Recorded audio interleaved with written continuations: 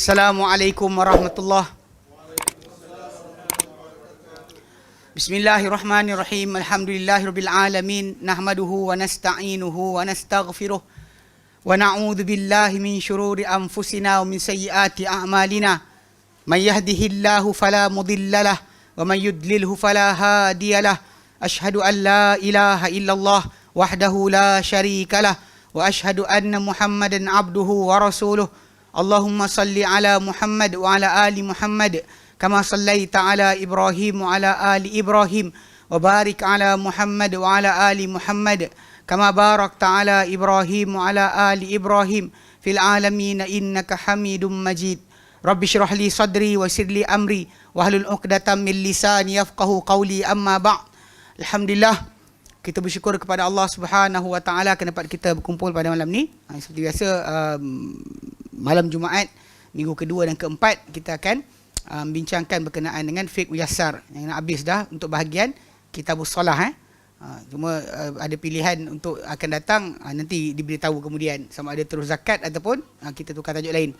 Ala kulli hal, okay, kali terakhir kita bincangkan itu, ingat boleh baca terus, tapi kerana tajuk-tajuk yang dibincangkan berkenaan kitabul janaiz ni ataupun bahagian jenazah ni, dia ada segmen-segmen yang berbeza kan, berkenaan dengan tajuk pemandian, pengkafanan, solat dan juga tanam. Tapi hari ini kita masuk persoalan yang ketujuh, hamlul janazati wasairu biha, memikul jenazah dan juga berjalan dengan jenazah. Ini bawa, ini bagi keadaan zaman dulu memang tempat solat dan juga tempat penanaman tak jauh. Tapi pada zaman kita sekarang ni kalau kita perhatikan, dah sering berlaku jauh lah. Kan orang tu macam kalau orang tu ditanam di contoh Bukit Kiara kan.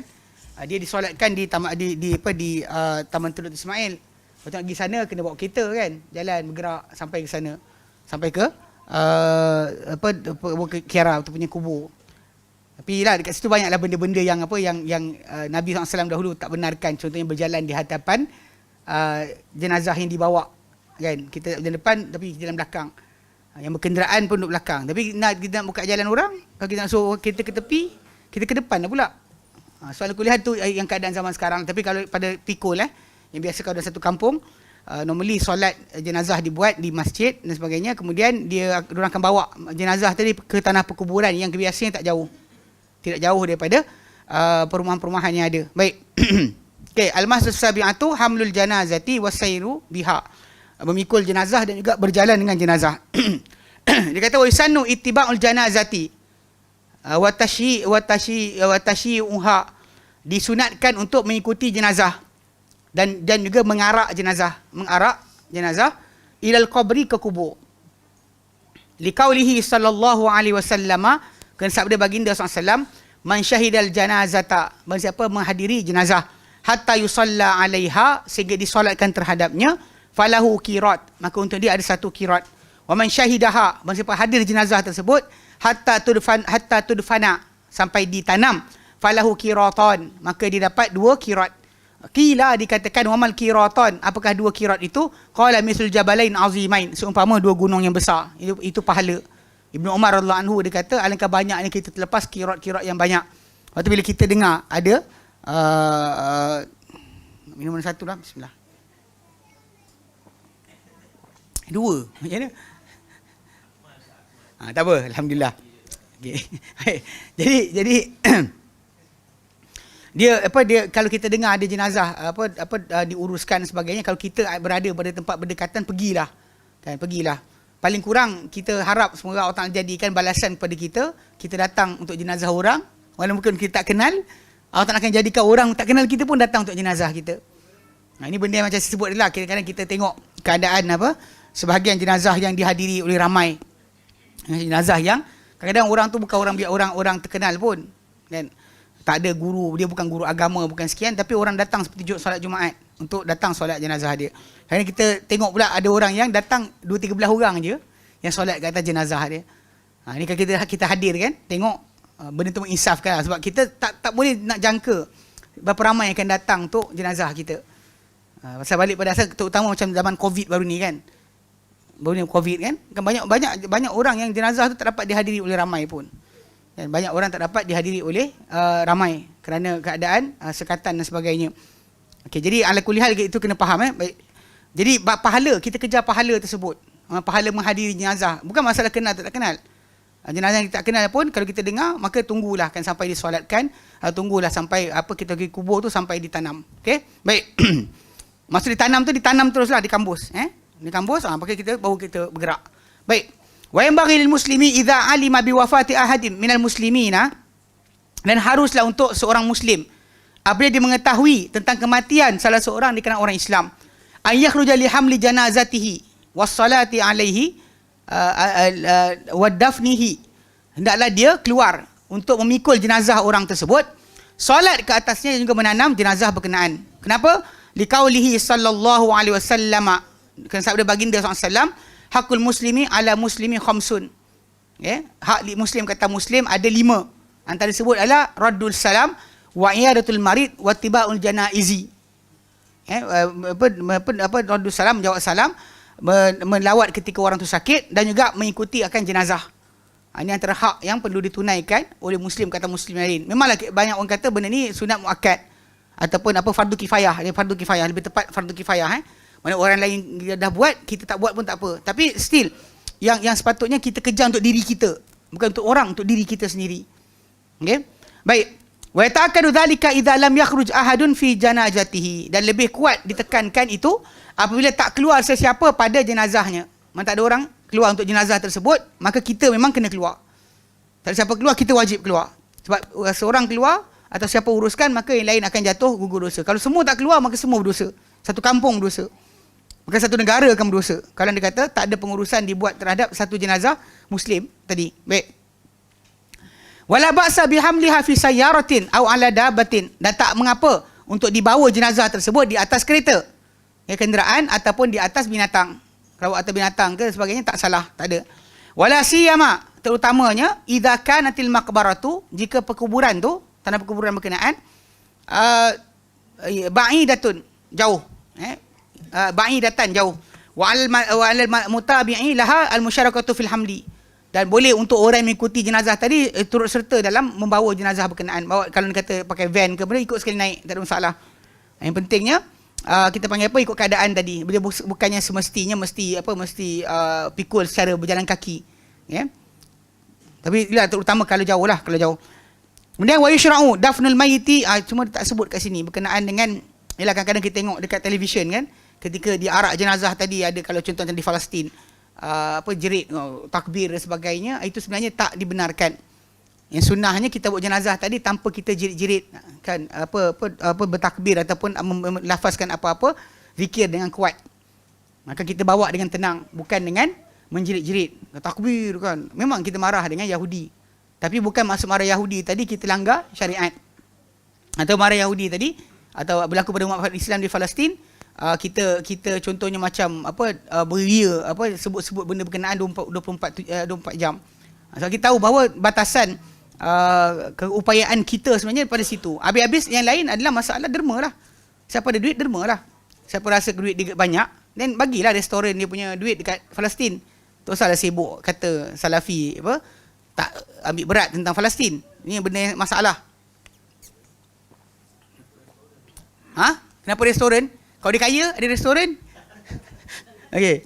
Ini masalah kadang pelik kan. Kenapa nak kena sebut Salafi? Kenapa? Kalau kami tahu anda bukan Salafi, anda tak ikut salaf, tapi jangan cuit nama lah. Kami tak kata kedai restoran mana. Okey.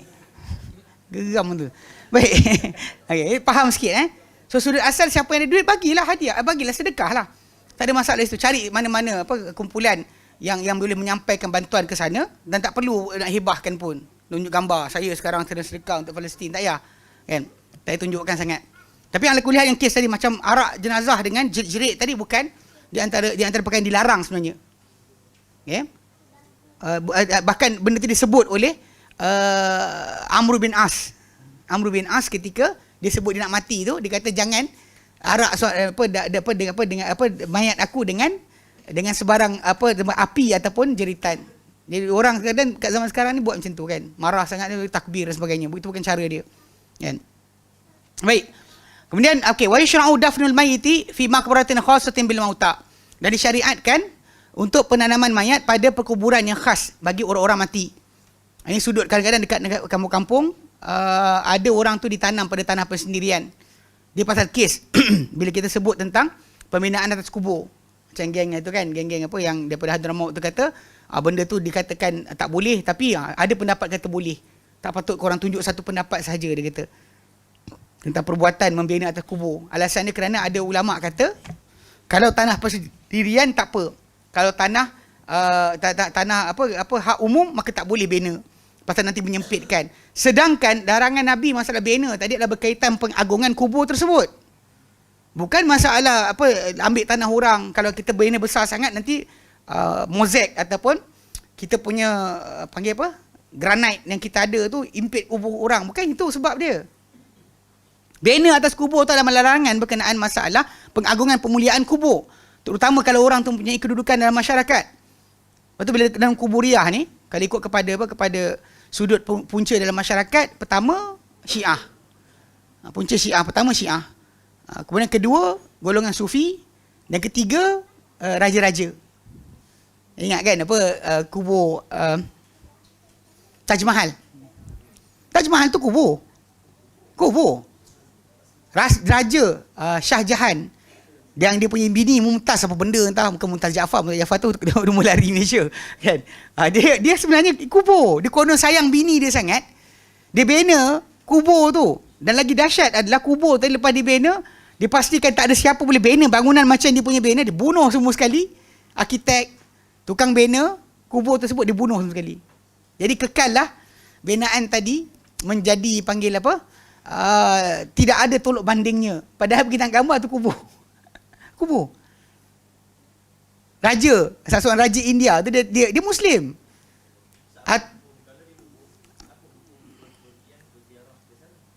Dia termasuklah, samalah. Sebab tu kita kena elakkan. Cuma kita kat Malaysia, dekat Mesir, kawan-kawan kita dekat Mesir kadang kesian. Diorang dah tertradisi dengan kubur ni. Saya ingat Profesor Basri Ibrahim ada ceritakan. Dia kata zaman dia balik tahun 88 belum lagi timbul. Tapi zaman sekarang siapa pergi jalan-jalan di Mesir, diorang bawa kita pergi kubur. Pergi kubur Husin, kubur raja ini. Aku terpahal, tak kerja lain. Saya duduk luar, tak masuk kan. Lepas tu orang jeling kat saya. Dia kata kenapa? Saya kata buat apa masuk kubur? Masuk kubur buat apa, saya kata. Yang kubur Imam Syafi'i kita faham, kita tengoklah juga kan. Tapi masalahnya kubur, kenapa?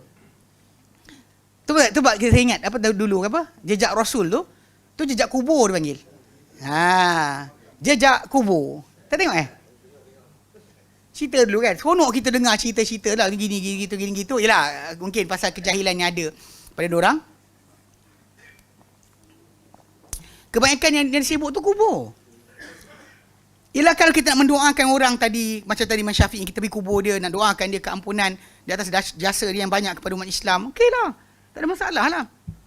Atau kubur tadi kita tengok untuk dapatkan panggil apa, iktibar, kita mati nanti macam mana, okeylah. Jangan pergi kubur tadi untuk tadi macam kubur yang hiasan, macam kubur Husin atau kubur Zainab dan sebagainya kan, di Mesir. Orang perempuan gelik perut dekat atas kubur tu tak? Dia buka perut nak berkat kubur tu dengan apa, dengan perut dia ada mengandung ke tidak, dia gonyoh perut dekat kubur tu. Tak kerja lain. Yang golek-golek macam dia golek macam tu keliling kubur style Hindu. Apa benda jadi? Pesta dekat kubur-kubur dan sebagainya.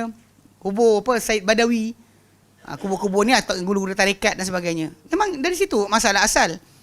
Cuma tiga golongan kan, macam punca kubur dan Islam tu berlaku. Satu Syiah, kedua Sufi, ketiga raja-raja. Yang sampai sekarang masih lagi timbul lah. Alhamdulillah Allah tunjukkan kepada kita.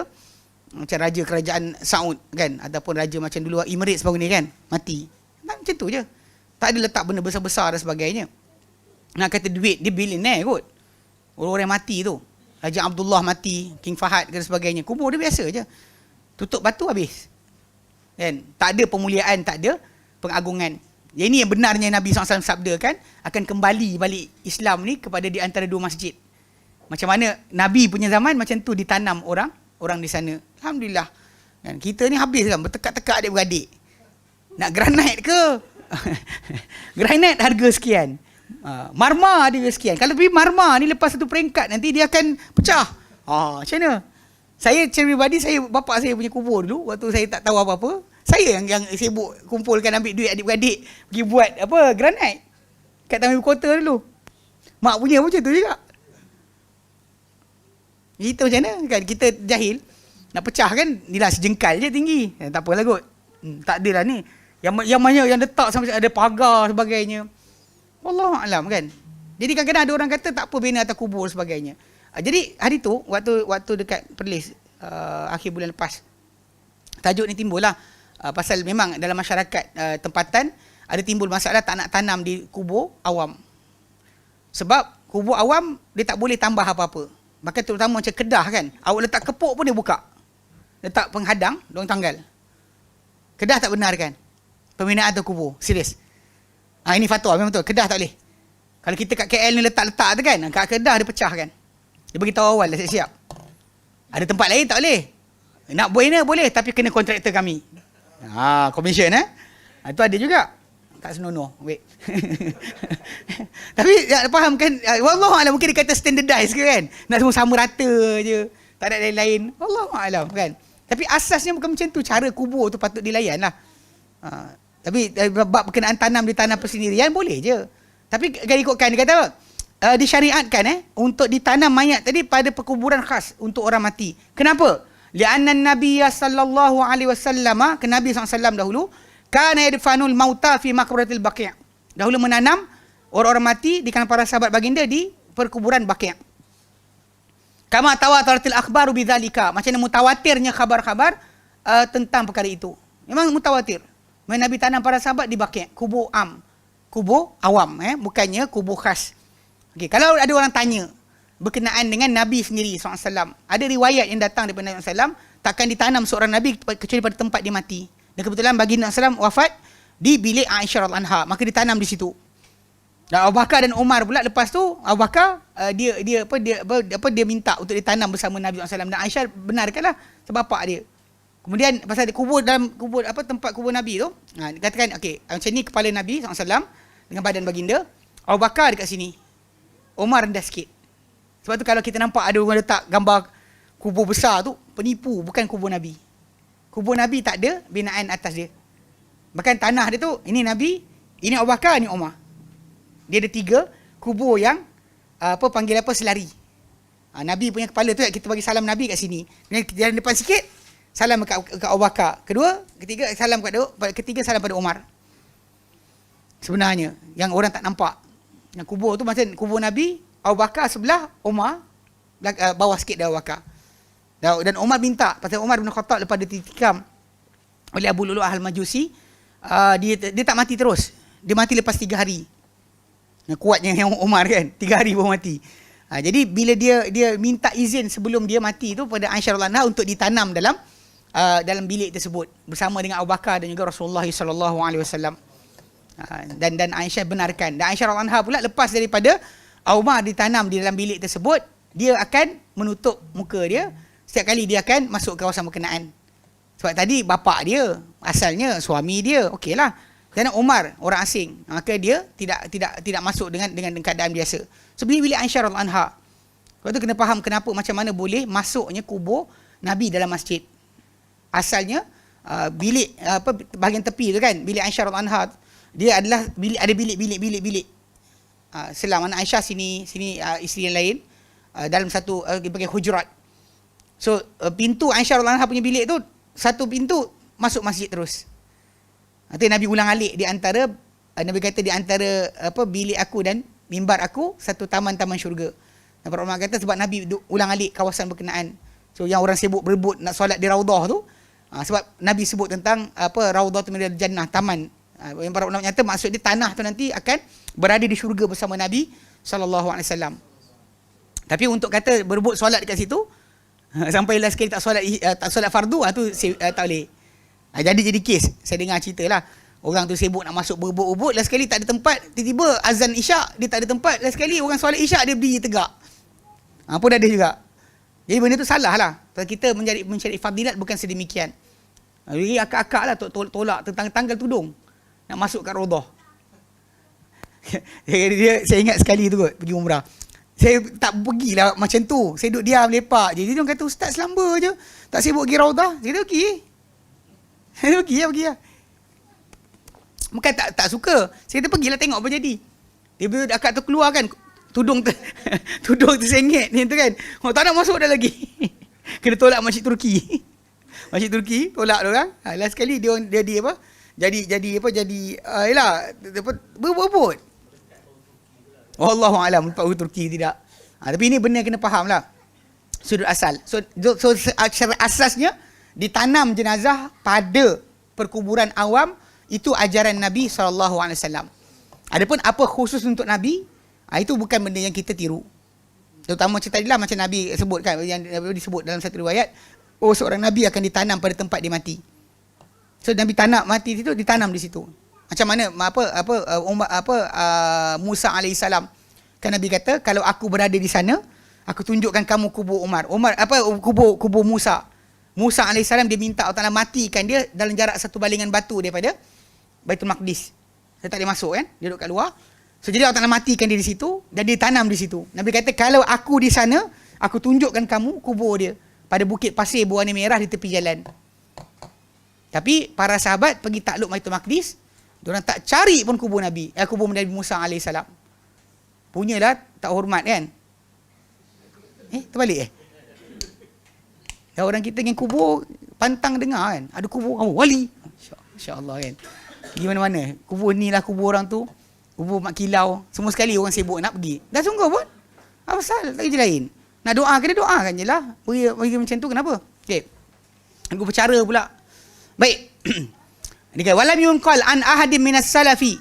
Okey, dan tidak nukilkan daripada seorang pun di kalangan salaf annahu dufina fi ghairil maqbarati. Bahawa dia ditanam pada selain tanah perkuburan. Ulang balik, Abu Bakar dan Umar adalah salaf yang ditanam bukan di tanah perkuburan umum. Dalam bilik Aisyah radhiyallahu anha. Dengan izin Aisyah sendiri. Tu bilik tu milik Aisyah. Jadi Aisyah radhiyallahu anha izinkan bapak dia pertama sekali, kemudian Umar bin Khattab untuk ditanam dalam bilik tersebut. Tu yang kata yang kawasan kubur Rasulullah tu adalah dalam bilik Aisyah radhiyallahu anha. Okey. Kemudian wa yusannul isra'u bil janazati, dan disunatkan untuk menyegerakan atau bersegera bergerak dengan jenazah. Disegerakan dengan jenazah fi ghasliha, pada memandiannya, wa takfiniha, pada pengkafanannya, wa salati 'alaiha, dan serta solat ke atasnya, wa dafniha, dan penanamannya. Maksud dia tak patut kita simpan mayat tersebut. Saya ingat dulu Sultan Johor kot. 3 bulan kan? Tak silap. Abu Bakar. Mana atuk onyang kepada onyang. Atuk lah kan? Atuk. Mana bapa kepada Sultan Iskandar. Dia mati dekat sana kan? Kat Britain. So naik kapal hantar balik untuk ditanam di Malaysia. Tapi lama, sangat tempoh yang sangat lama sebenarnya. Jadi memang kita macam kita serangkan itu, kalau dia kata kalau seorang tu meninggal di luar kawasan rumah dia dan sebagainya. Bahkan Nabi SAW juga ada memberikan fadilat orang yang ditanam jauh daripada tempat asal dia. Maka ada ampunan diberikan kepada orang tersebut. So jadi kalau boleh jangan ajar keluarga kita bawa balik jenazah kita. Pertama sekali masalah tu lah. Kan mayat tu akan dibuang segala anggota badan dalam ni. Disedut dengan penyedut yang kuat. Kosong ni. Akan kosong. Patut embalmment fluid akan dimasukkan baru dihantar balik. Mana boleh banyak hantar dengan macam tu? Busuk lah. Jadi mayat tu nak diawet, dibuang semua isi dalam badan dia. Dan benda tu menyakitkan. Sebab kita tahu bahawa Nabi SAW sebut dalam hadis yang sahih. Nabi kata kasrul azmi mayiti ke kasri hayya. Mematahkan tulang, itu mayat. Ketika mati, sama seperti dosa dia mematahkan ketika hidup. Sebab tu perbuatan kita mengwasak-wasakkan mayat ni tak ada. Bahkan dalam konsep Islam pun dalam peperangan, dilarang kita buat muslah. Cacatkan mayat dan sebagainya, tak boleh. Mati-matilah. Jangan cacatkan mayat tersebut. So tak dibenarkan. Nabi asalnya mula nak buat apa yang dibuat pada Hamzah, nak buat kepada mayat orang-orang musyrikin, tapi lepas tu Nabi tarik balik dan tak jadi untuk buat benda berkenaan. Sebab menyeksa mayat tak boleh lah. Tak ada confirm mati. Confirm tu bab mandi, kita tahu dia mati ke tidak. Sebab tu ada para ulama nyatakan bab pemandian jenazah ni, antara fadilat dia ataupun hikmah dia adalah kalau orang tu tak mati lagi, bila time kita mandikan tu dia akan bangun. Dan air masuk hidung, siapa tak terjaga? Normally macam tu. Itu normal, itu Allahu a'lam. Tapi secara asalnya memang ketika mandi tu, itu antara benda yang kita buat sebenarnya. Walaupun dalam keadaan itu ada mayat-mayat yang tak dikenali kematian dia dan dia tidur tiba-tiba tengah-tengah dia kapan kan melompat balik pun ada. Tu tak pelik, memang ada berlaku. Salah check ke ataupun memang benda tu belum jadi ajal dia. So Allah Taala kembali roh dia dia lompat balik. Tapi ala kuliah macam yang mati di luar negara tu kalau boleh dia tanam sana. Cuma itu ada seorang pendakwah Malaysia lah, ustaz terkenal, Fadli Al-Yamani. Saya pernah jumpa dia kat Yaman lah. Dekat Kampung Baru dia sekolah tahfiz. Jadi dia meninggal di airport Beijing, tak silap saya. Kemudian bila meninggal tu tak boleh tanam kat China. China pula tanah dia orang kira mahal. Dia tak nak bagi kat orang tanam. Dan semua orang ikut tribe masing-masing, ikut pasal nilai feng shui dan sebagainya. Dia takkan bagi. Anita Mui tanam Malaysia. Anita Mui yang Hong Kong tu tanam dekat nilai. Mana ada tanah dekat sana dah. Ni benar betul. Nak ceritakan. Jadi kena bawa balik juga mayat. Dan kena lalui proses tadi lah. Ni sakit sebenarnya. Benda tu memang menyiksa mayat lah. Lepas tu kalau boleh dia tak perlu dia bawa balik. Tapi yelah, ala kulli hal kadang-kadang ada jadi kes yang saya sebut tadi kan. Yang macam salah seorang sultan Johor, datuk pada sultan yang sekarang, dia 3 bulan lepas dia mati tu tak dia bawa ikut kapal laut sampai ke Malaysia, sampai ke Johor sebagainya. Apa tu baru ditanam kemudian dengan upacara dan sebagainya. Tapi sebenarnya benda ni adalah penyiksaan yang dia tak patut dilamakan. Kalau mungkin ada orang tu kata, tapi ustaz cakap itu tak apalah kita tunggu sampai Zuhur untuk solat ramai. Ialah kita nak ramaikan orang solat, bukan tunggu 2-3 hari. Ya, faham tak? Macam kita meninggal waktu ni kan, katakanlah meninggal malam ni kan, besok pagi memang tak adalah kita nak tunggu Zuhur, taklah, kita akan pagi tu uruskan. Tapi katakanlah selesai pengurusan dalam pukul 10-11, ada lagi sejam lebih untuk Zuhur, dan biarlah orang ramai kumpul. Kalau awal lagi taklah, awal daripada tu tidaklah kita tunggu. Tapi kalau kata masa tu masih lagi ada, dan kita buat tunggulah kejap, biar ramai sikit orang datang untuk solatkan jenazah berkenaan. Sebab mendapatkan jumlah jenazah tu penting. Mendapatkan soft itu yang kita bincang hari tu kan. Mendapatkan soft, hadis tu dipercanggahkan. Syekh Albani kata hadis tu tak sahih.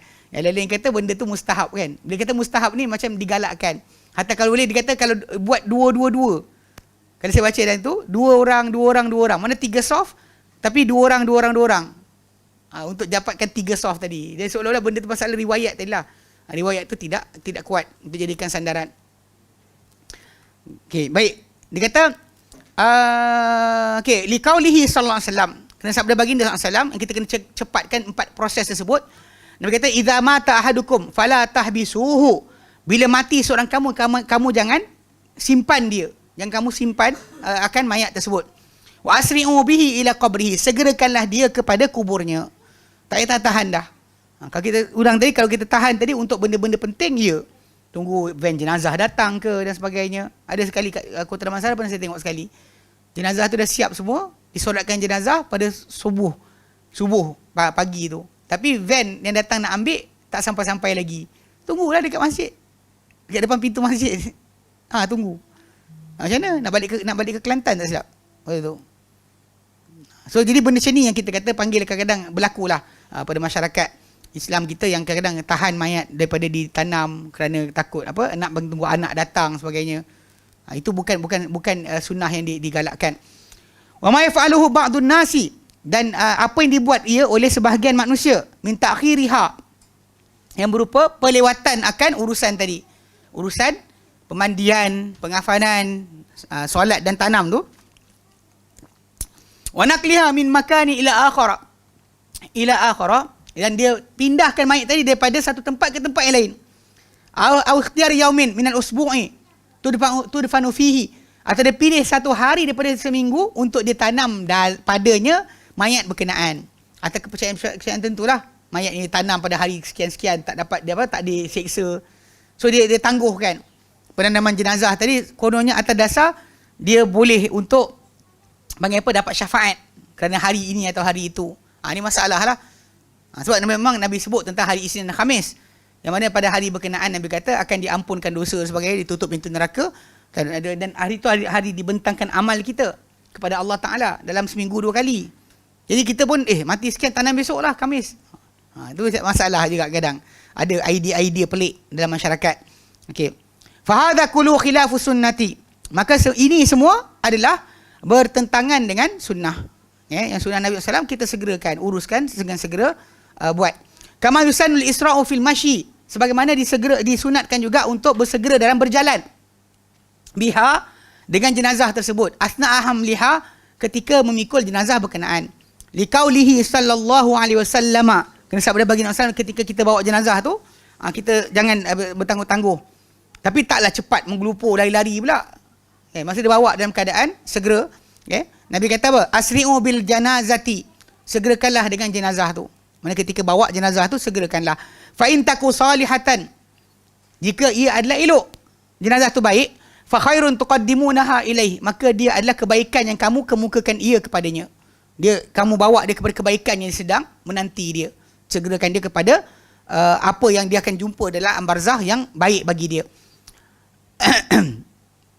Wa in taku siwa zalika. Jangan jika ia selain itu, maksud jenazah tu bukan daripada yang baik, tidak elok, fasyarrun tada'unahu min anriqabikum. Ia adalah satu beban atau keburukan yang kamu turunkan, kamu letakkan ia daripada tengkuk-tengkuk kamu. Kan kita pikul kan? Kalau dia baik, kita kedepankan dia kepada kebaikan yang dia akan dapat. Kalau dia buruk, jenazah buruk, maka dia satu keburukan yang kamu turunkan daripada bahu-bahu kamu. Kan kita pikul kan? Dan kalau dia either one lah. Dua-dua, either kebaikan kita, kebaikan dia. Lakinna, akan tapi la yakunu isra'an syadida. Tidaklah ia menjadi cepat yang laju sangat. Cepat yang bersangatan. Baldunal khababi.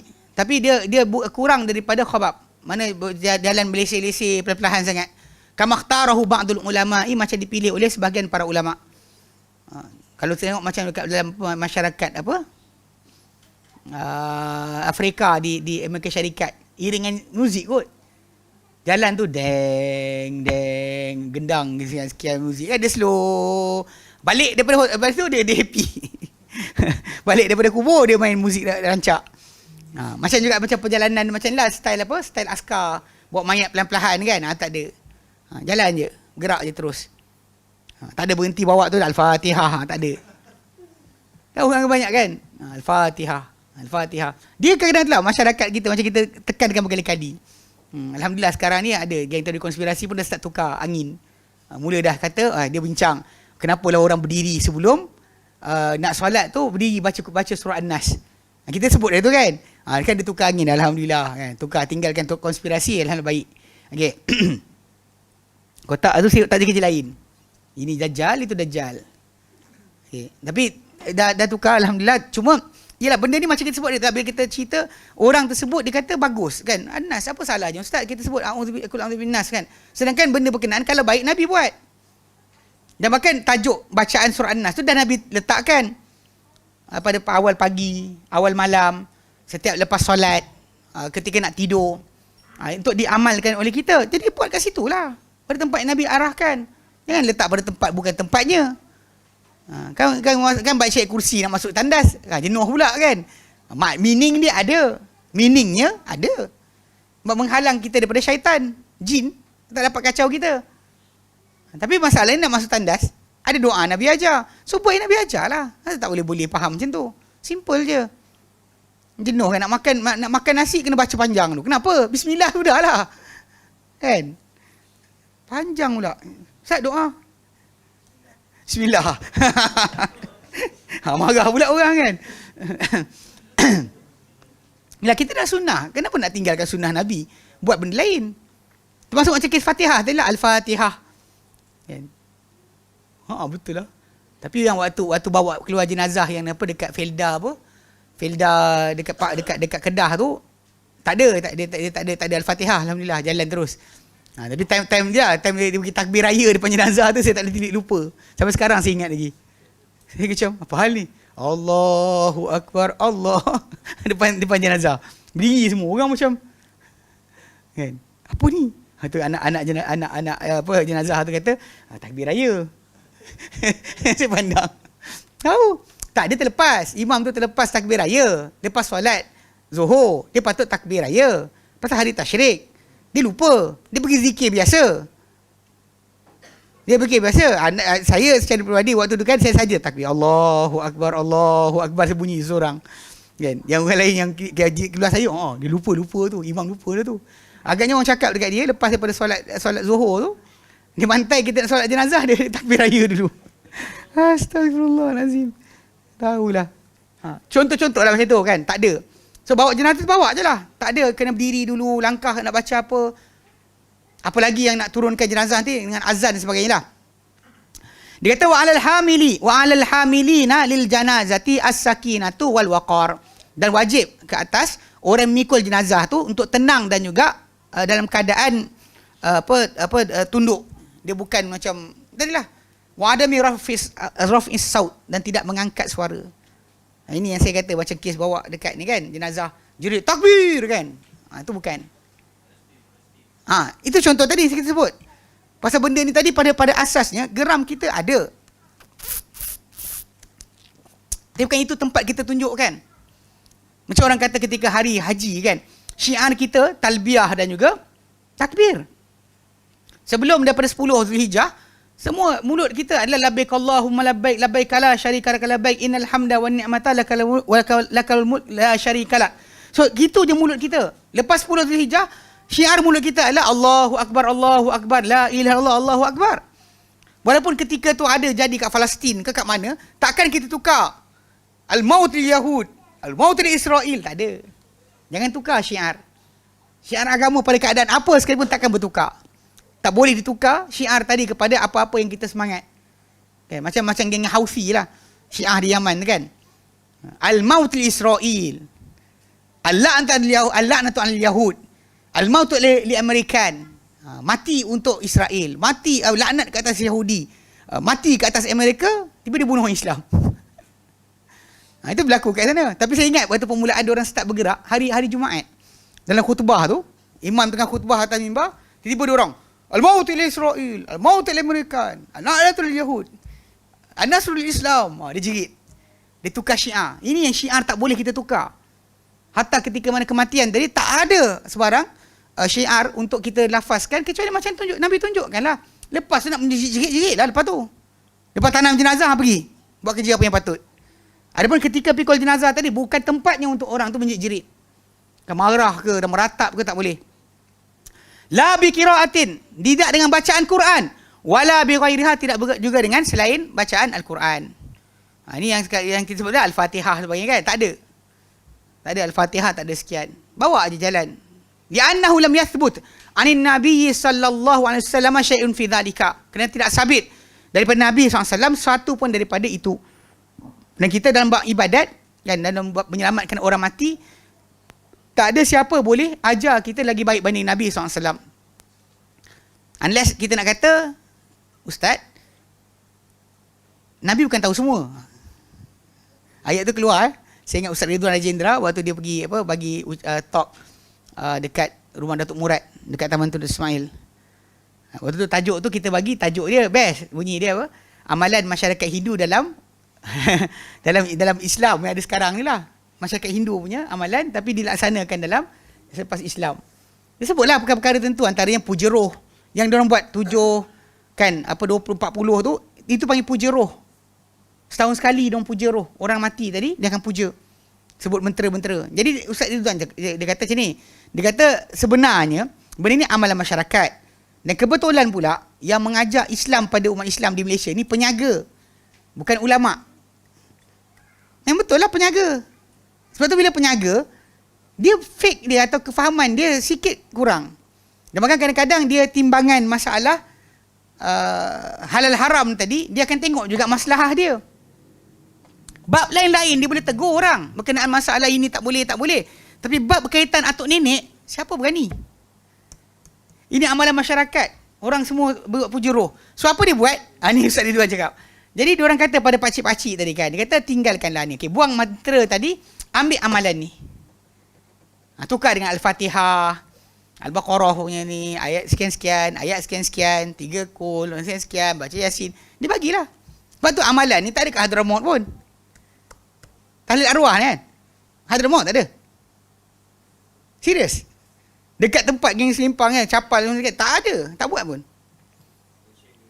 Malaysia, Indonesia, Thailand, Nusantara kita. Memang kawasan ni je buat. Bahkan bukai fiat tu tak jumpa dalam bahasa Arab. Dalam bahasa Arab tak ada. Kaifiat tahlil tu kan, arwah tu tak ada wujud kat sana. Jadi Ustaz Ridwan cakap macam tu, dia terangkan lah. Jadi bila time soal jawab, tak ada siapa bangun. Dah seorang bangun. Oh, ya pasal pakcik ni kadang malu nak tanya depan orang, kan nanti Ustaz jawab, nampak dia tak pandai. Itu realiti dia. Sebab saya tak tahu punya yang dua orang yang soal tu, bekas pengarah bank, pengarah ni. Bukan orang biasa lah. Title Datuk semua. Di tempat yang tak boleh ni. Saya ingat Putrajaya tu. Kampung Limau Manis. Semua Datuk. Datuk. Orang ni cakap ni Datuk. Ni semua Datuk. Taman Tun. Macam Gufrah ni kan. Jangan.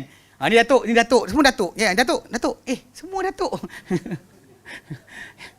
Jadi lain-lain sikit. Saya tak tahu. Jadi saya waktu tu, saya kira Asya Ustaz Ridwan lah. Saya tengok muka Ustaz Ridwan berubah. Lepas daripada kelas tu, dua orang ni datang kat dia, impit dia. Lepas tu muka Ustaz Ridwan berubah. Lepas tu saya, Tuan Haji Arif, so saya tarik dia. Pergi makan kan. Saya tarik dia pergi makan. Lepas tu orang tua, dua orang tu, duduk dengan meja saya. Saya dengar dia popek lagi. Tak puas hati. Saya buka lah nasi lemak nak makan ni. Tapi pakcik dua orang ni bising. Aku layan kan tak kenyang. Kalau saya lain tak kenyang. Tapi saya kata macam dia bebek lagi. Saya kata Tuan Haji kan. Saya kata ini salah cakap macam ni. Saya kata mana dia bagi dia kan benda tu. Jangan ni sekian apa. Jangan nak kereta. Saya kata dalam Islam bila kita kata berkenaan dengan bid'ah ni, dia pada masalah agama. Kalau Tuan Haji saya kata pergi ke masjid, jalan kaki atau naik kenderaan, naik kuda ke, naik kereta, naik unta ke, lantak kan. Islam tak pernah persoalkan. Tak ada yang sunnah pun mana satu. Tuan tu nak golek pun boleh. Tahu golek. Dosa ni golek. Pusing badan kan. Kat itu. Sama salt ke sampai masjid. Tak ada hal. Asal sampai masjid. So Islam tak kacau bab tu. Macam juga masalah kes tadi. Jadi dia bukan masalah sunnah mana tak sunnah atau sunnah. Bab ibadat, akidah, ibadat dan akhlak ada masalah tu saya kata. Dari sini saya bertekak dengan orang. Bertekak lah sampai last sekali saya bagi hujah saya sebagainya. Saya sekali seorang pakcik tu. Dia kata Ustaz punya hujah so compelling. Memang meyakinkan. Tapi Ustaz sana pun ada juga hujah dia. Saya kata, saya tahu hujah dia orang apa. Apa dia? Kalau baik apa salahnya? Ustaz tahu. Saya kata pakcik-pakcik ni. Dia kata kelawak jugalah. Tapi bila saya tanya Ustaz Ridwan Rajendra, kenapa muka dia berubah, apa yang menyebabkan, saya cerita balik apa saya cakap dengan pakcik tu. Ridwan kata, salah seorang pakcik tu cakap dengan Ana. Bukan Nabi tahu semua benda. Mana atuk dia lagi tahu, onyang dia lagi tahu, ustaz dia lagi tahu banding Nabi. Sebab tu dia akan ada upacara tadi. Upacara-upacara tu kononnya atuk nenek kita kata. Orang dulu-dulu kata. Soalan kita, Nabi cakap tak? Satu kita kena faham benda-benda yang Nabi tak benarkan, tak sepatut kita buat tu je lah. Apa masalah dia? Pasal kita nak selamatkan orang mati tadi, awak ada cara lain ke? Selain jalan Nabi? So, balik pada asal amalan yang dibuat tadi, contoh macam solat sunat hadiah ke, fidyah puasa, fidyah solat ke, ataupun termasuk kundiri arwah tadi, pembacaan Quran untuk orang mati tadi. Itu konon untuk menyelamatkan si mati tadi sebenarnya. Tapi balik asal saya kata kalau tak bayar duit, tak buat kan? Takkan buat kan saya kata. Tak bagi duit tak buat. Ada kawan saya Ustaz Amin. Dia kena buang dia jadi imam. Daripada dia dekat Kota Baru. Amin Ismail, tak apa sebut nama, dia dah kena gam. Dia cerita kat saya. Saya ngajar dia bukan apa hujah nak gunakan, dia buat aja. Jadi kata satu hari tu dia buat. Dia kata dia nak fahamkan orang ramai. Dia kata pocik-pocik sekalian. Bunyi Kelantan sikit. Dia kata katakanlah dia kata, seorang budak kita, anak muda kat kampung kita ni, dia bapak dia meninggal. Dan dia buat suruh kita baca Quran untuk bapak dia. Kita membaca Quran untuk bapak dia. Habis baca Quran, yang seorang ambil sejuzuk ke 30 orang, seorang sejuzuk habislah. Kan dalam beberapa minit settle lah kan. Kalau kita bagi dua lagi cepat. So, jadi lepas kita baca ni dengan panasnya berpeluh-peluh dan tak ada aircon, dan dia hidang kopi dengan biskut kering. Kemudian dia kata, pocik-pocik sekalian, terima kasihlah baca Quran untuk bapa ambo. InsyaAllah besok kita buat lagi. Lepas tu kawan saya kata apa? Besok datang tak? Tu daripada jemaah. Tobat tak datang. Takkan datang lah. Kalau tak dapat makanan dan sebagainya, awak tak datang. Sebenarnya kalau sayang orang tu, awak tak kisah nak buat untuk dia pun. Sepatutnya kan? Benda kita nak hadiah pada orang, nak bagi sedekah pada orang, kalau tak bukan milik kita, macam mana kita nak dapat? Macam mana nak jadi milik kita kalau tak ikhlas? Kalau kena bayar baru nak doakan orang sebut. Tang mana ikhlasnya? Peliklah, tak tahu. Suka sangat seronok.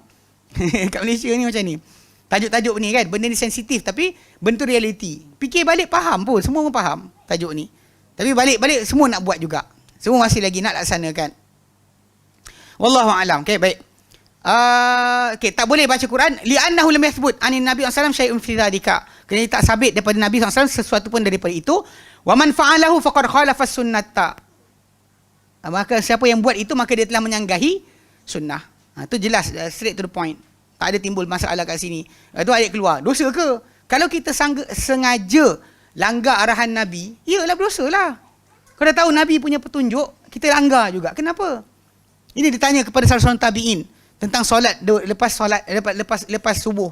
Dia tegur orang tu, dia kata jangan solat lepas subuh. Kawan tu kata takkan Allah Ta'ala nak hukum aku masuk neraka kerana solat. Dia kata Allah Ta'ala takkan masuk kau neraka kerana solat, tapi Allah Ta'ala akan hukum kau kerana menyanggahi sunnah Nabi SAW. Solat takkan ada jadi sebab.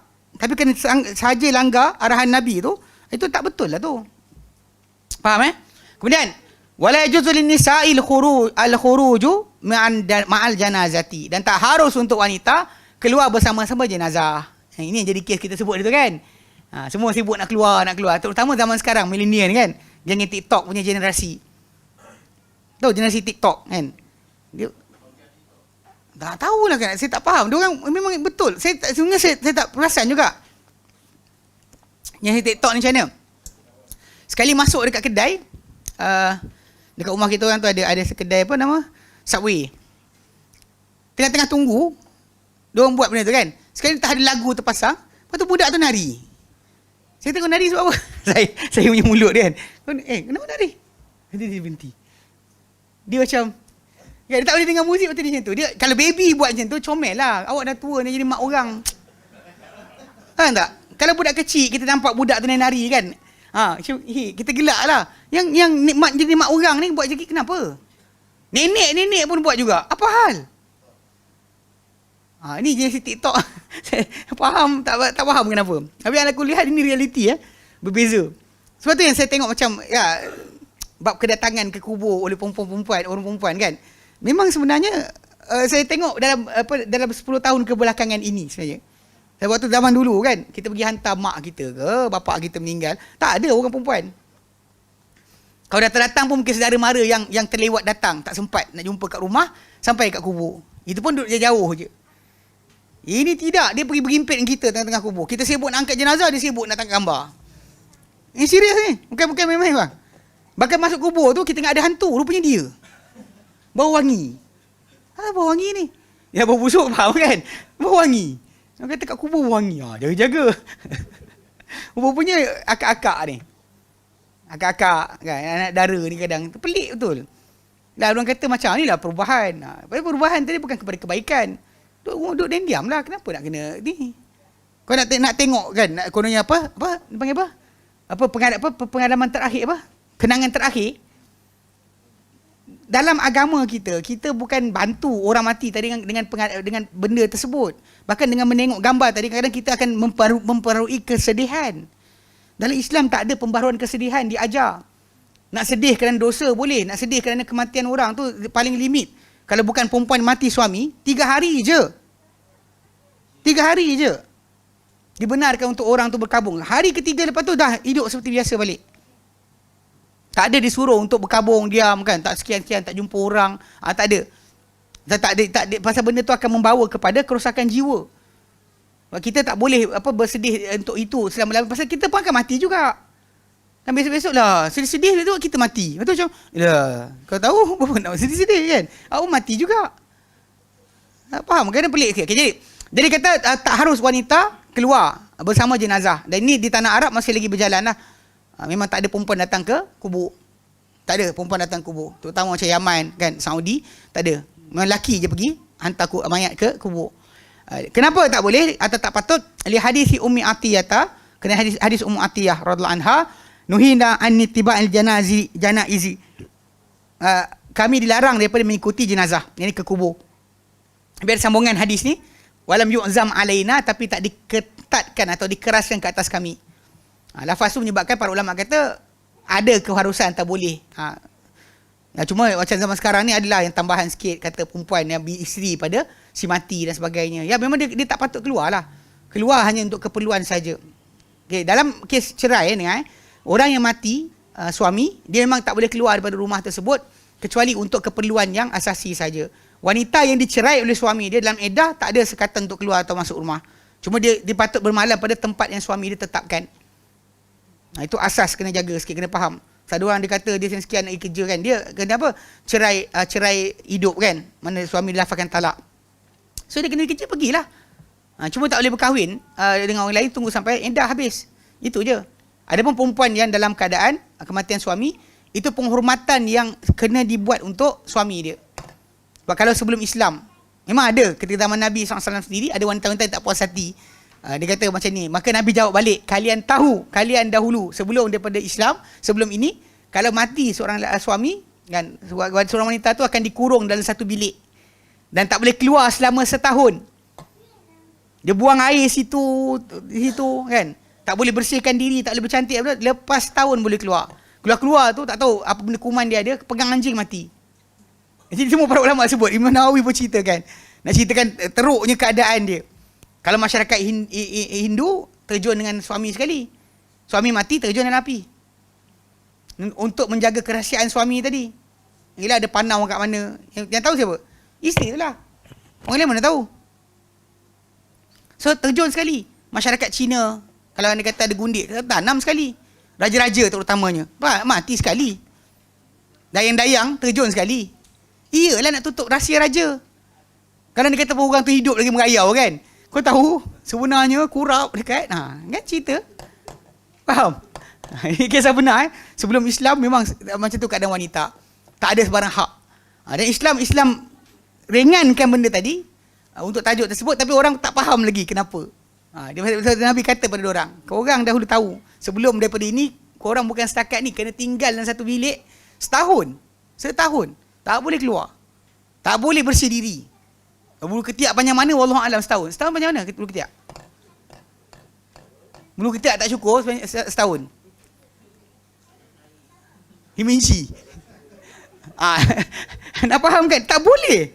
Ini nak ceritakan, dia setahun tak boleh keluar. Ini sebelum Islam. Bila Islam, benda lain boleh, cuma tak boleh berhias dan sebagainya, tak pergi tempat yang tak perlu. Kerana kecuali keperluan saja. Kalau kata dia kena kerja, ya kerja, patah balik, jangan bercantik, jangan berhias. Ini penghormatan untuk suami tersebut. Yep.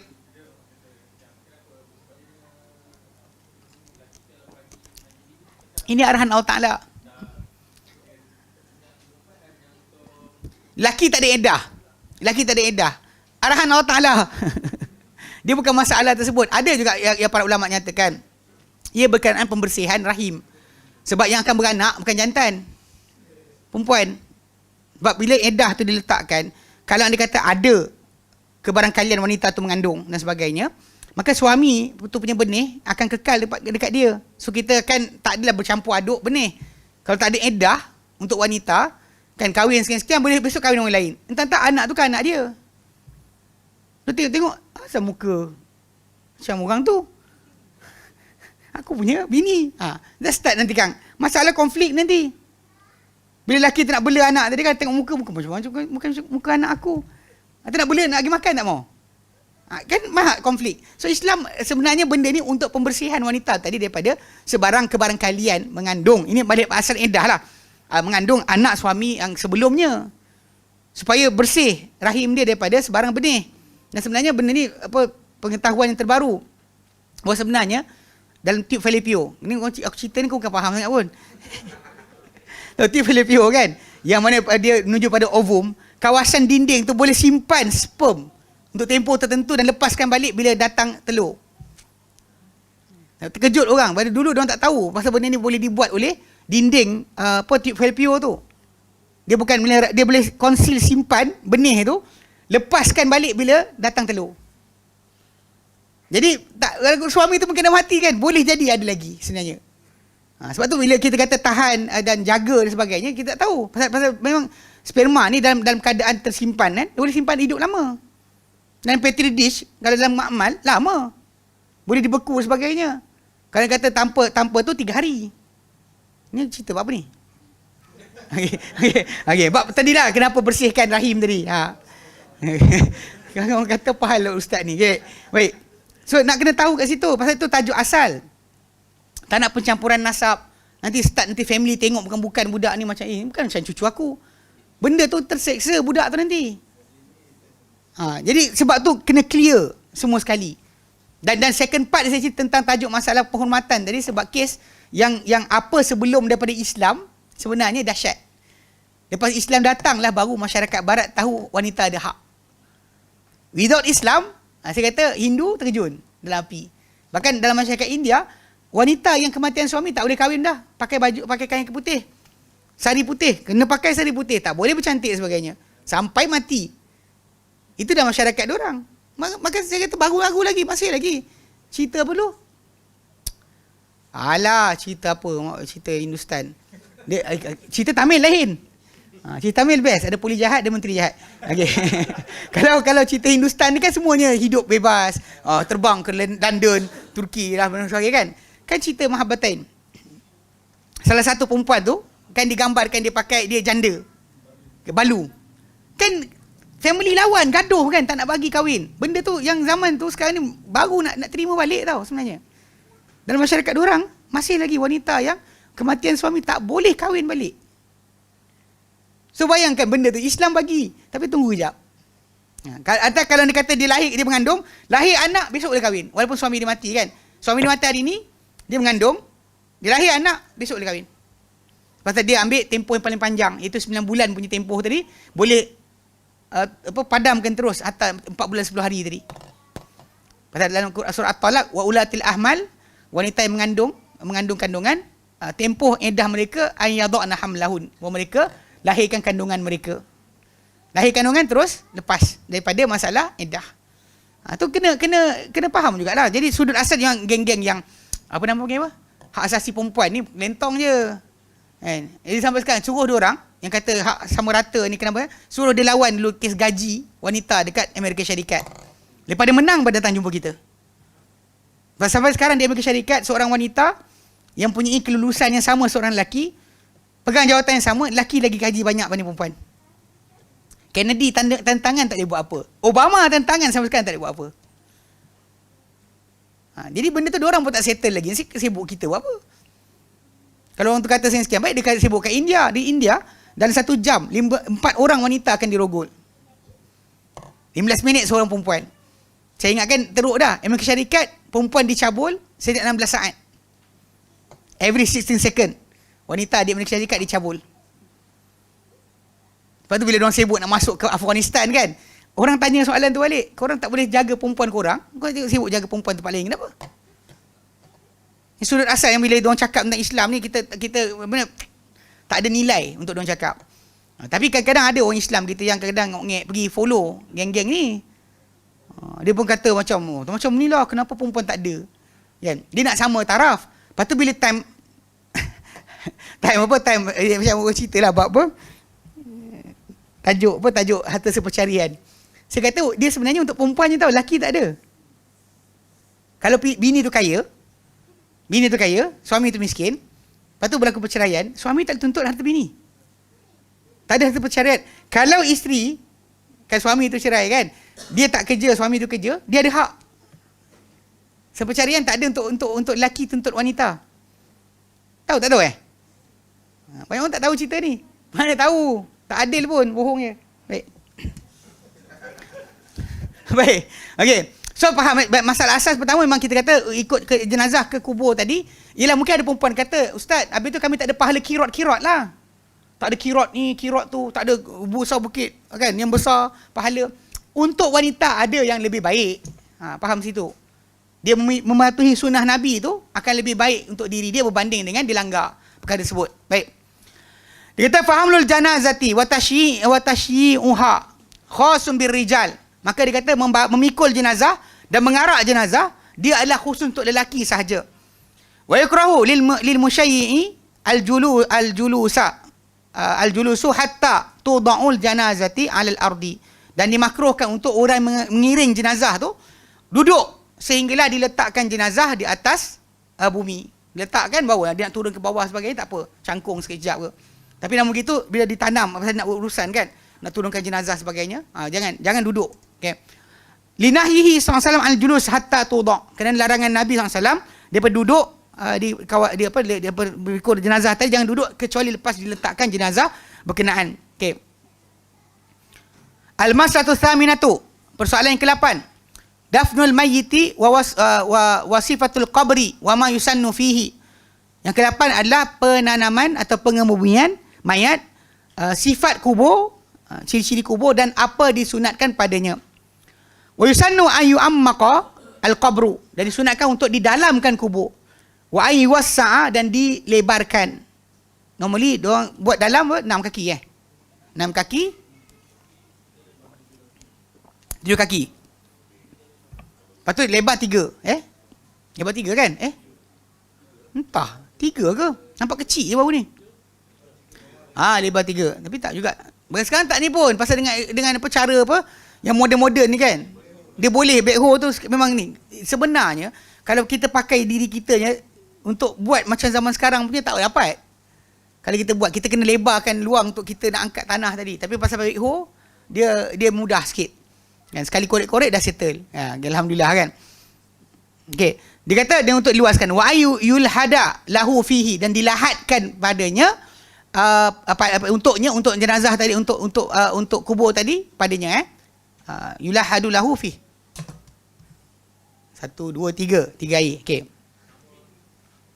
Dia kata wahwa ayyuh fara fi qa'il qabri hafratan fi janibihi ila jihatil qiblah. Dia adalah bahawa digali pada dasar kubur tadi satu lubang, satu ruang pada sebelah kubur tadi yang ke arah kiblat. Dia normally macam ni, macam kita kata kubur kan, bila kita tanam gali. Okey, kalau ni kepala jenazah, ni kaki dia, ini kiblat. So basically bila kita gali tu, bila lepas buat 4 segi tu, dia suruh gali ke sini pula, buat lubang ke arah kiblat. So sebenarnya masukkan jenazah tadi ke sebelah tepi. Kalau ikut cara tersebut sebenarnya biar tiap kali orang tepi kubur kan.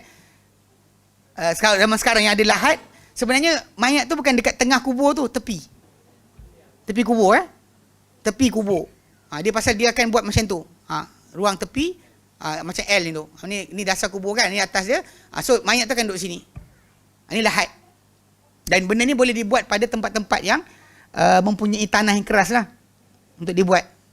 Tanah merah, tanah bukit, tanah batu dia boleh buat. Dia pun kalau tanah tu ada lumpur sebagainya payah. Tanah macam tanah kalau Selangor kan. Kalau digali-gali ada air. Gali-gali ada air. Gambut, pasir, tanah liat tak eddy. Dia akan jatuh. Tengah-tengah tu itu yang kita akan sebut ni. Dia panggil apa? Dia panggil parit. Syak. Syak ni maksud dia ni 4 segi tu kan. Lepas tu dia gali tengah. So mayat tu akan duduk tengah. Dia duduk turun kat lubang tengah macam longkang, parit-parit. Bayangkan longkang kan? Nanti jadi cari longkang try baring. Muat lagi tidak. Okey. So dia kata ni Okey, fa in ta'azzara al-lahdu, tapi kalau tak teruzur, tak boleh untuk lahat. Fala ba'sa bisyaqqi, maka boleh untuk syak. Macam tadi kan kita sebut. Okey, katakan lubang tu kan. So kalau lahat dia sebelah tepi. Sini. Kalau syak dia akan buat tengah-tengah bawah ni. Mana lubang tu dia akan buat macam tu lubang tengah. Dan tengah tu lah akan diletakkan mayat tersebut. Mayat tu akan turun dekat lubang berkenaan. Okey. Wa huwa ayyuh fara, wa itu adalah digali lil mayiti, untuk mayat, fi wasatil qabri, pada tengah kubur. Kubur tengah dia. Kalau style macam ni memang bila kita berdiri tu memang tengah-tengah tu lah mayat tu punya kedudukan. Jika tidak dia sebenarnya tepi. Kita dah tepi tu, kat tepi itulah lah jenazah tadi sebenarnya. Okey. Dia kata okey, walakin al-lahdu afdalu, tapi lahat lebih afdal. Liqaulihi sallallahu alaihi wasallam, kan sabda baginda sallallahu alaihi wasallam, al-lahdu lana wasyaqu li ghairina. Lahat untuk kita dan syak ni untuk orang selain kita. Untuk orang lain kita macam tu. Tapi pada asal kaedah tadi berdasar kepada tanah tempat ditanam. Bila setengah tempat terpaksa turun keranda. Macam dekat belah-belah Kuala Selangor saya tengok diorang pasal tanah tu akan lubang tu akan ada air. So diorang siap-siap dalam keranda tu letakkan jenazah tu siap-siap menghadap arah kiblat, kemudian turunkan keranda tu dalam tu. Tak tanah. Tak ada tanah pun.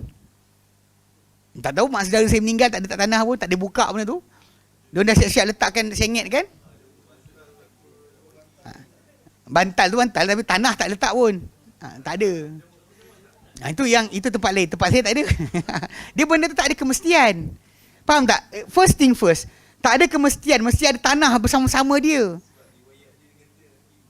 Dari mana? Dari tanah kau datang ke tanah kau pergi. Apa hal? Itu bukan cara dia kan. Jadi itu idea diorang kata, diorang sebut tapi bukannya ni kan. Kalau dia jaga nampak kayu tak ingat tak mati apa. Cilik ini bukan tanah ini kayu. Pada malaikat dah panggil lah, woi. Pelewut. Dia turun diturunkan terus. Mana keranda tu akan diturunkan macam tu. Tak boleh nak sumbat sebab air banyak. Mana kalau tidak, kalau kita buat kan, seolah kita gali longkang kan, buat parit, kemudian air naik, kita benamkan mayat tu dalam air tu. Tak boleh. Tak boleh. Pelik sikit lah masalah. Cuma ketika buat macam tu, kena besar lagi lah lubang untuk supaya dimasukkan keranda tu sekali. Itu balik pada asal pada ikut tempat. Kalau Selangor tu memang kawasan tu memang air. Kali-kali ada air bawah. Okay? Baik.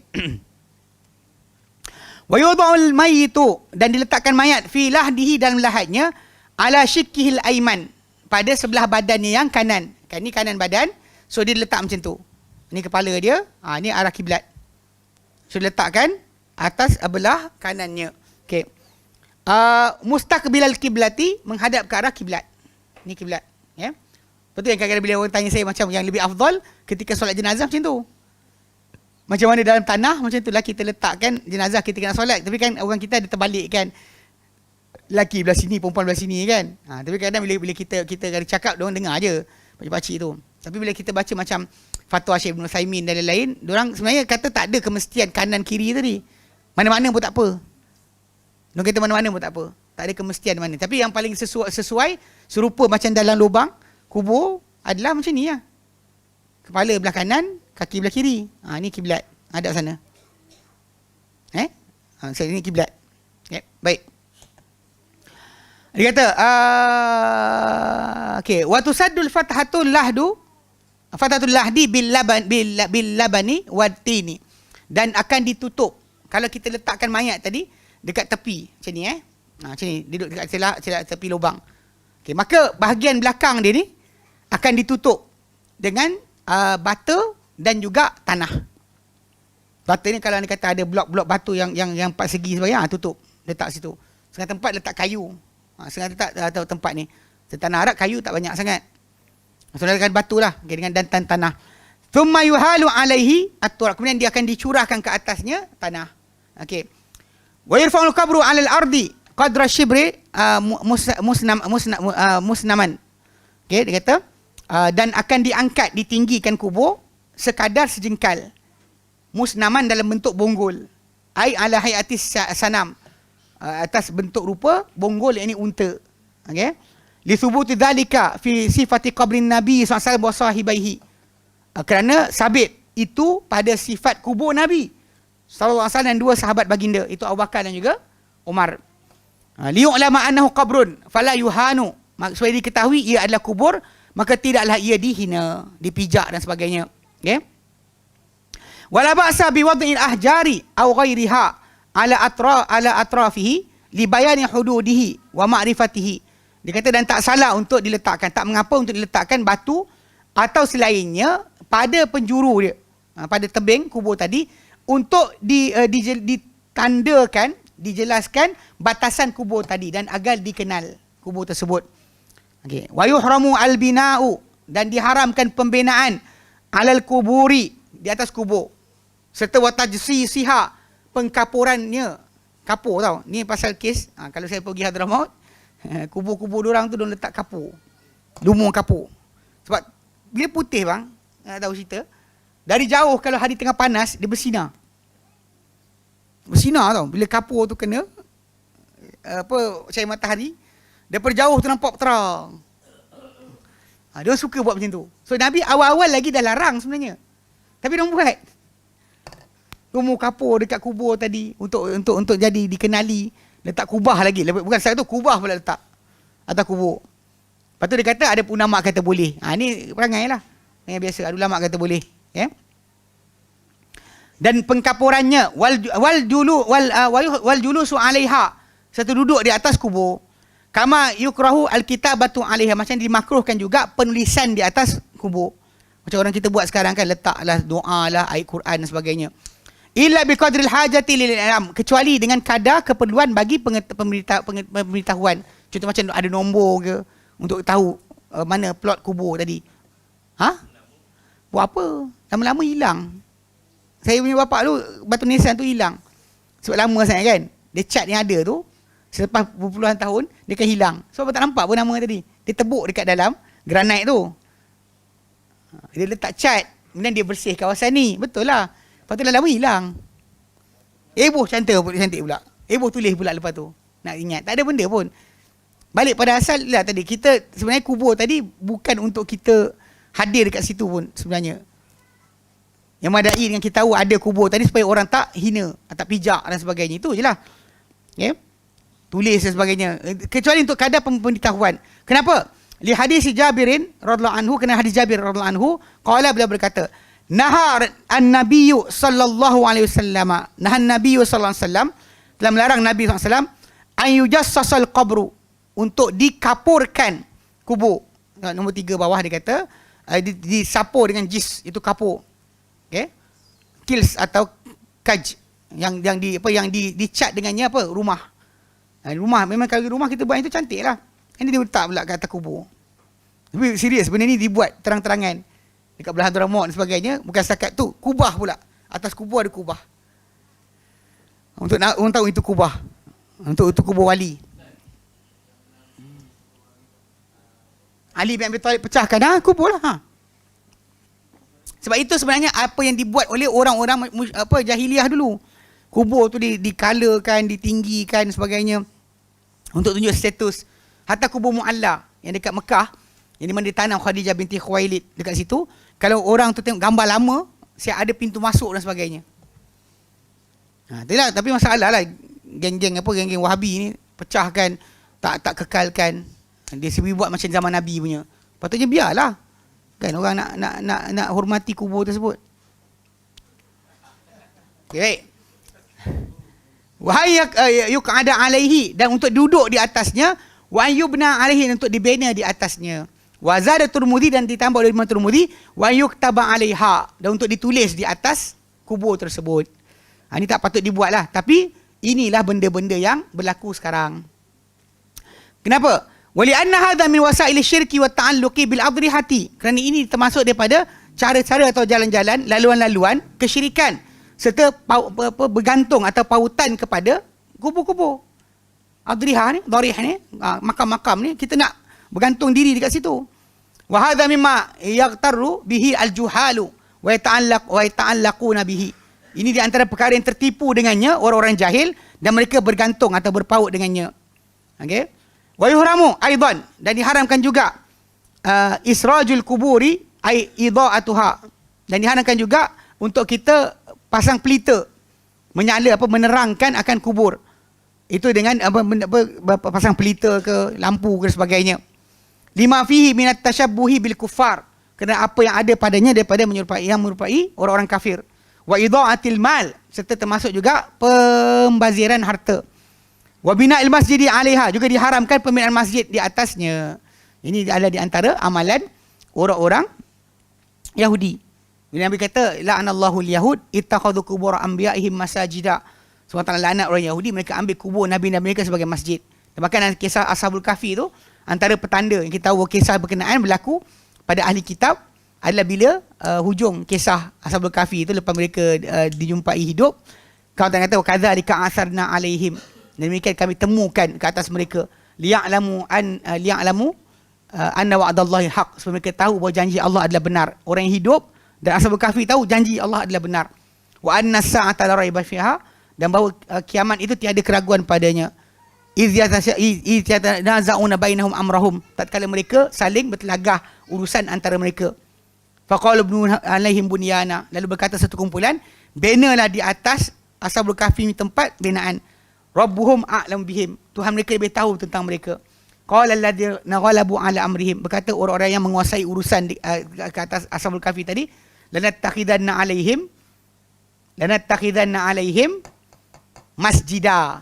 Lupa ke? Baca Kahfi tiap minggu tak ingat lanattakhidanna alaihim masjida, kami pasti akan ambil pada mereka ni masjid, tempat ibadat. Ini yang berlaku. Dan sebenarnya memang kita panggil apa? Kubur ni bukan tempat ibadat. Sebab tu Nabi kata, la taj'alu buyutakum maqabira, yang kamu jadikan rumah kamu tanah perkuburan. Sallu fi buyutikum, solat dalam rumah kamu. Dan satu riwayat yang lain Nabi kata, fa inna syaitan la tadkhulu baitan tuqra'u fi suratul baqarah, kan syaitan takkan masuk, la yadkhulu baitan, takkan masuk satu rumah yang dibaca dalam suratul baqarah. So tempat kita ibadat, solat, tempat kita baca Quran bukan kubur. Tapi orang-orang kita yang kita kenal ni memang suka sangat kubur. Tak tahu kenapa. Okey. Wa salatu indaha au ilaiha, solat pada kubur atau ke arah kubur. Itu solat biasa.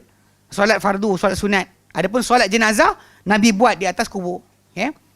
Pada orang yang mati yang Nabi tak sempat solat ke atasnya.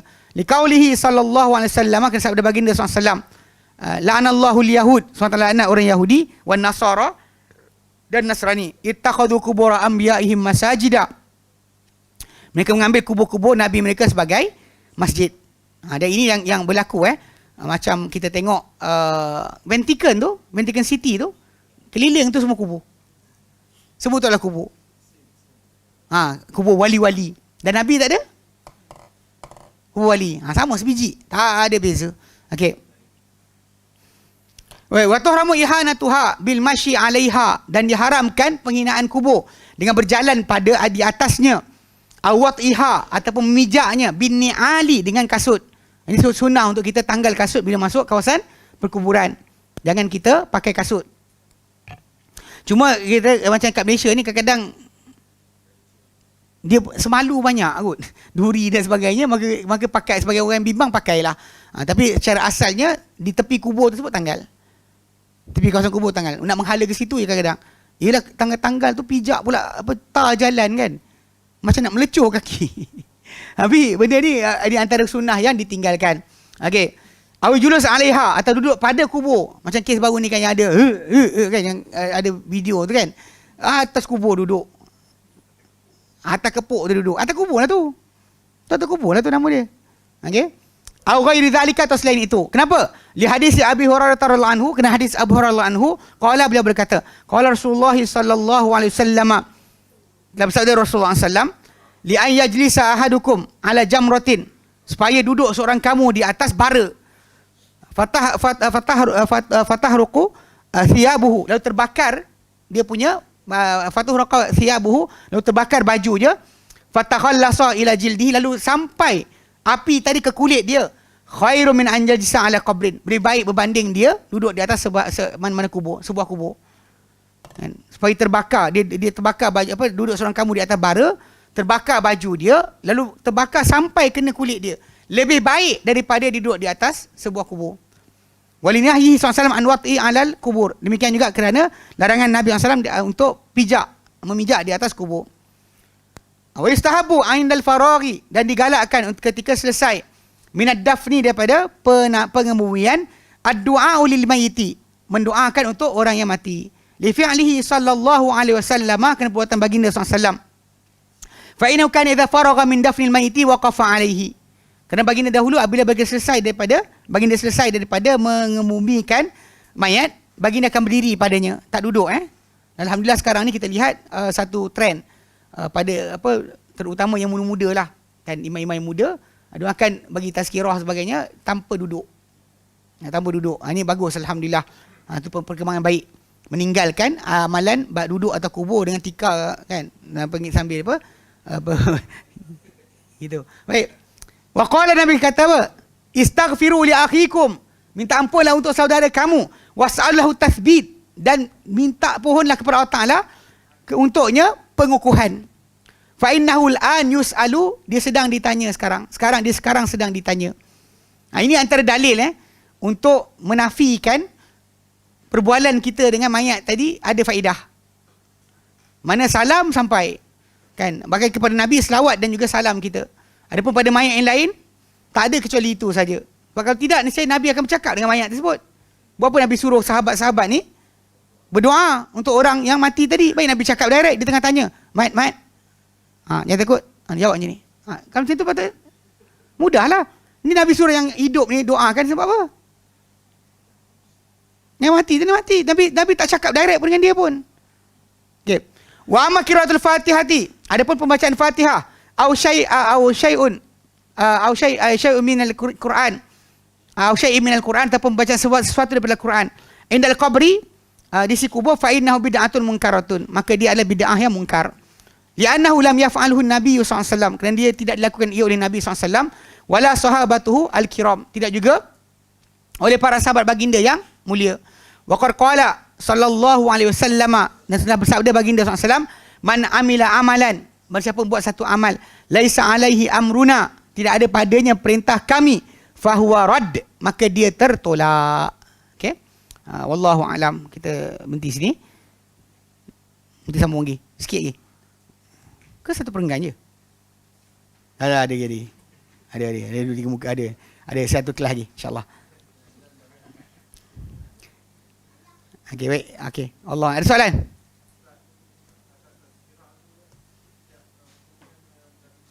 Tak, bukan semua pengawian ada tazkirah. Bahkan tak wajib tazkirah pun. Cuma benda tu adalah gantian.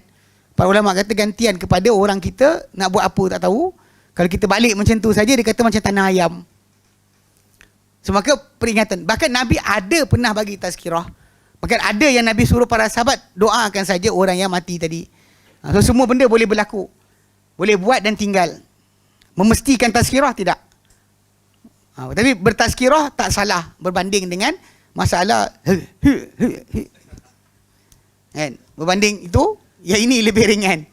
Bahkan cuma mewajibkan tidak. Tak mesti tazkirah. Tapi macam kita faham tadi lah, masyarakat baru nak bertukar untuk kita ubah pemahaman mereka, maka kita tunjukkan mana yang lebih elok, badil atau gantian. So, masyarakat Islam kita di Malaysia ni, dia nak ganti. Tak buat ini nak buat apa? Apa nak buat? Memang macam kita sebutkan, macam kes macam kita kata jangan baca surah An-Nas sebelum takbiratul ihram. Dia kata pergantian dia. Kita kata bukan gantian, asal yang Nabi ajarkan isti'adah yang Nabi sebutkan lepas daripada takbiratul ihram. Yang Nabi sebut a'udzubillahi samiil alim minasyaitonir rajim min hamzihi wa nafthihi wa nafthihi. Itu yang asal. Yang betul. Jadi macam kes tadilah. Yang ada yang kita kata gantian tadi, pasal nak betulkan balik masyarakat perlu kepada sebutan perkara tersebut. Untuk wajib tidak. Okey, soalan lain?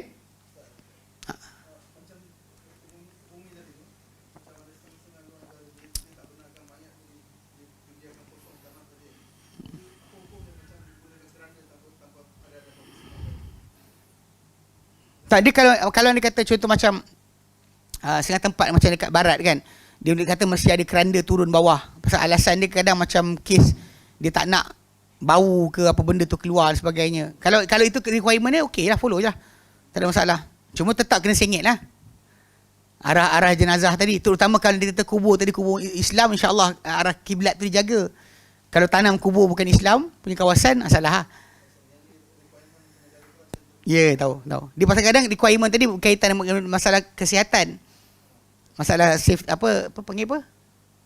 Bukan safe, ni health.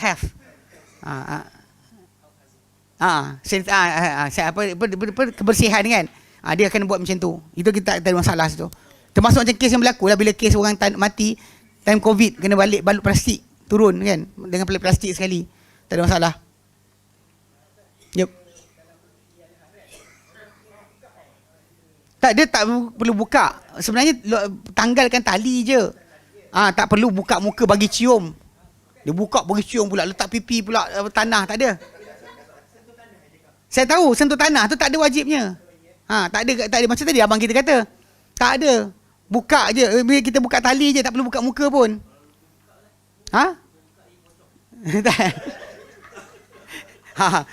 Itu mungkin orang Melayu kita punya kefahaman lah. Tak buka nanti jadi pocong. Wallahualam kan. Tapi secara asal je tak ada arahan Nabi SAW untuk itu. Dibuka tali tadi sebab apa? Sebab kita kita ikat sementara nak bawa je. Turun dalam tu, kain tu tutup. Kita nak faham kan? Nak fahamkan tentang kain panggil kafan tadi kan? Haji tutup jenazah. Ingat balik tentang kisah Musa bin Umair. Musa bin Umair ketika dia masuk dalam kubur tu kan, diorang tutup kepala, kaki nampak. Tutup kaki, kepala nampak. So Nabi kata tutup kepala, letak kayu dekat kaki. Menunjukkan kepada masalah apa? Kain tu hanya tutup jenazah tu je. Dan lebih-lebih lagi kalau kata orang tu bukan syahid, dia tak ada baju. So kita kain tadi untuk tutup dia, jangan sampai terdedah. Itu asas pertama kain kafan. Bukan nak pakai pun. Sebab hari kiamat nanti, semua kita bogel telanjang. Tak ada macam, Abu Muaz, kain kapan berelok. Kan? Apa? GV. Kalis air. Tak ada.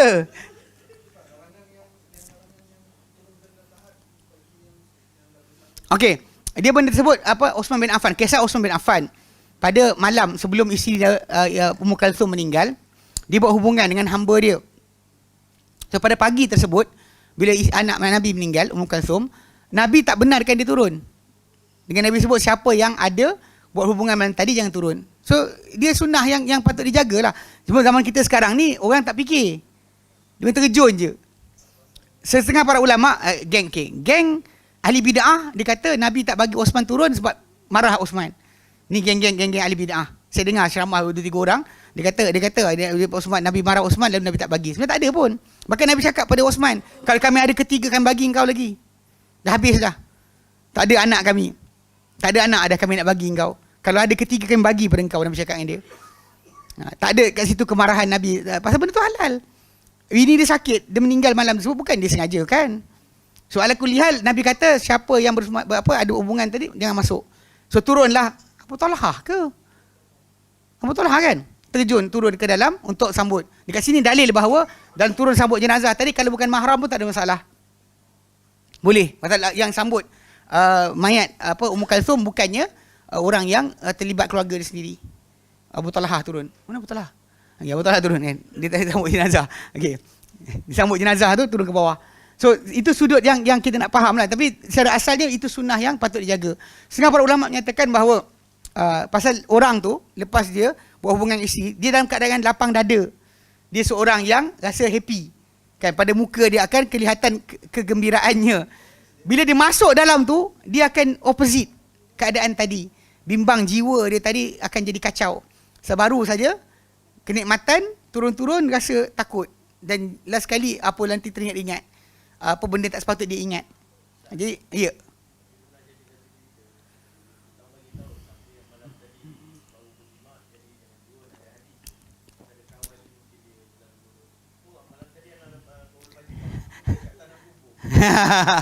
dia macam ni. Cara dia, yang Ustaz Usai cakap, dia kata macam ni. Tarik orang tu sebelum cakap dekat kubur. Bagi tahu siapa yang nak turun dekat kubur. Tanya.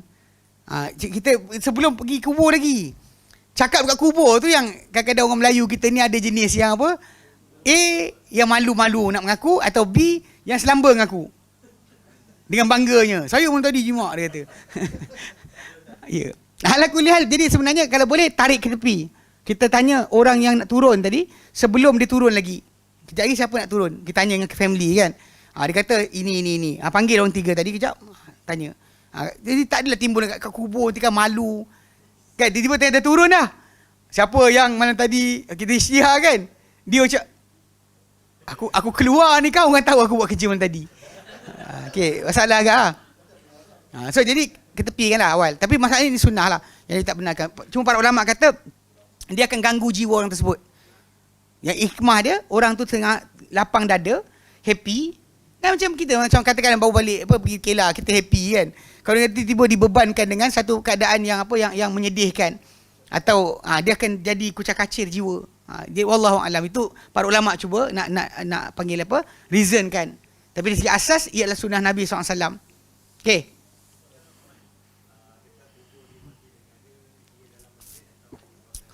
Kalau ikut pada kubur dalam masjid negara tu, Dia bukan dalam masjid. Dia ada kawasan khas yang dikhususkan. Cuma tak tahu lah, tunggu berapa lama lagi, berapa ratus tahun akan datang, orang yang berjawatan mati tanam situ, siapa berjawatan tanam situ, mungkin last sekali jadi luas lah pula. Balik pada asal sebenarnya tak perlu diasingkan mereka. Walaupun kita tahu bahawa raja atau sultan ni dia nak supaya makam atau tempat penguburan orang-orang kenamaan berada pada tempat tertentu. Macam baru ni kan, bekas Menteri Besar Selangor waktu dia mati, titah sultan, mayat dia tanam dekat dalam makam diraja.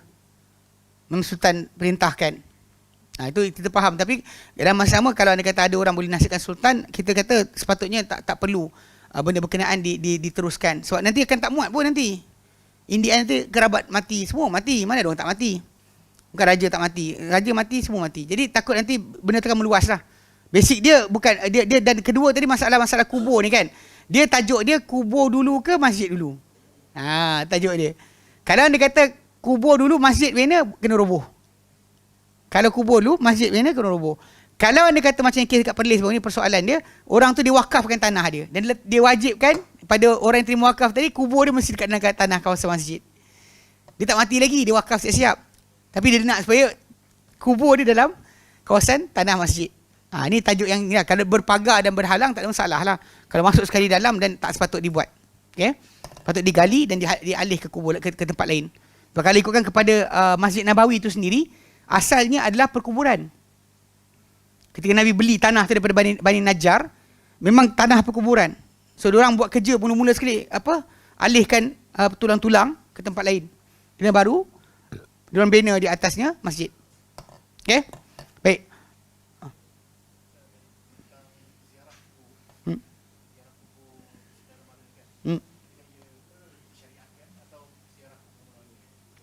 Tak, ziarah kubur, adakah ziarah kubur mana-mana ataupun ziarah kubur saudara mara?